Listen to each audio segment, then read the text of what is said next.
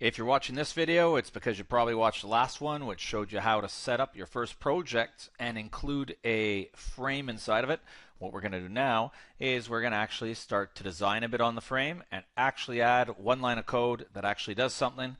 It's going to have you smiling ear to ear with success. So here we go. What you do on your frame now, so we're in design view, is you can look over on the side here, and it's called your palette. And what it has is it has some of the available pieces you can drag and drop and add onto your frame. Now, a lot of these pieces are things you've seen before in other programs. We're going to stick simple. We're going to stick with buttons and text fields, okay, for a few videos. So let's grab a button. You just click it and you just drag, and you can plunk the button down. Okay, and that's it. That button is now in our frame. I'm going to grab the text field, drag it on there. If you want, you can resize it like that if you want, and it's on our frame. Now, just to prove it's actually working, you can hit the green button, or, I didn't show you this in the last video, you can go right click, run. And you'll see our window pops up, and there's our button, and there's our text field. Now notice it doesn't look exactly like it looks inside the designer. Okay, expect that. Okay, the spacing might be a little different, the type and style of the button's a little different. Maybe one day we'll explain, why, but for now, just be good that you're getting stuff working.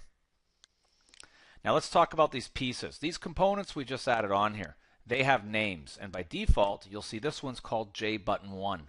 This one's called JTextField1. I want to give these names slightly better names because I don't want to be typing code with these weird names. So here's what you do.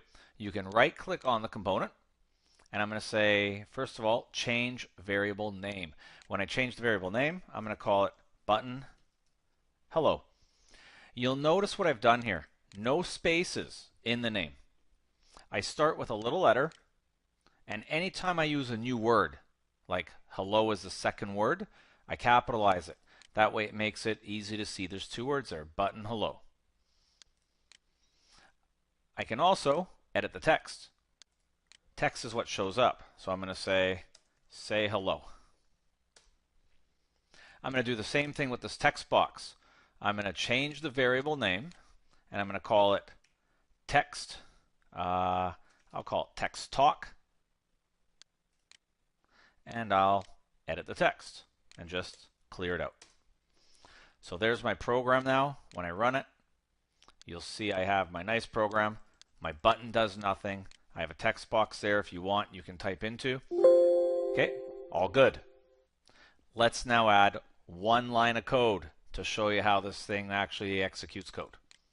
Now, in our source code window, it's been coding all this stuff in here.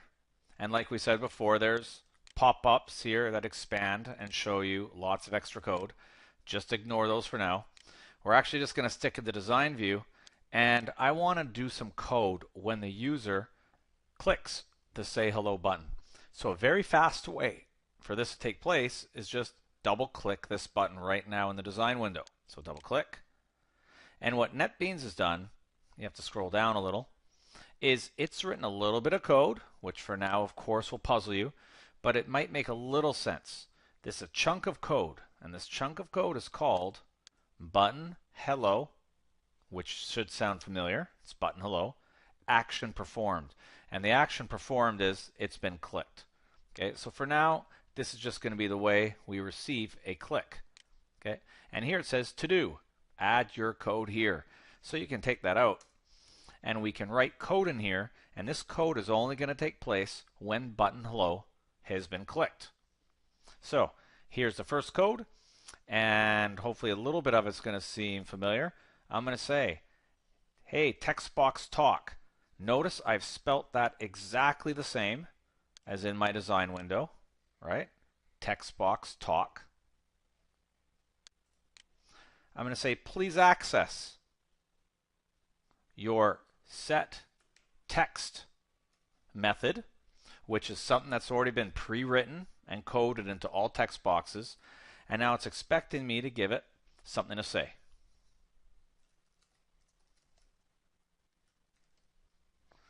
I'll say a little please work here, and that's it.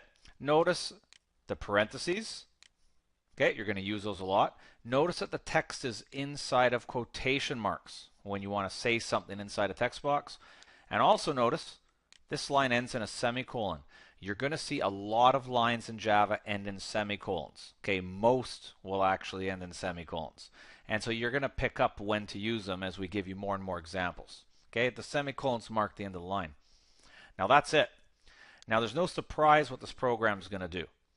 If you happen to spell something wrong, you'll notice Netbeans is going to underline in red. And if you hover the mouse over it, even tell you, I can't find text to talk. Okay, it knows that doesn't exist. Spelling matters. Students often ask, well, what about lowercase and uppercase? Yep, that matters too. If you name it with some capitals, you have to type it exactly the way you typed it right when you named it. Now, let's go for it. Give this a run. You know what it's going to do. I hit the button and beautiful. It works. So your first line of code in a Java program for most of you. Perfect. Check back the next videos. We're going to start beefing this up now. We're going to start talking about variables, doing a little math, calculations, reading stuff from boxes, etc.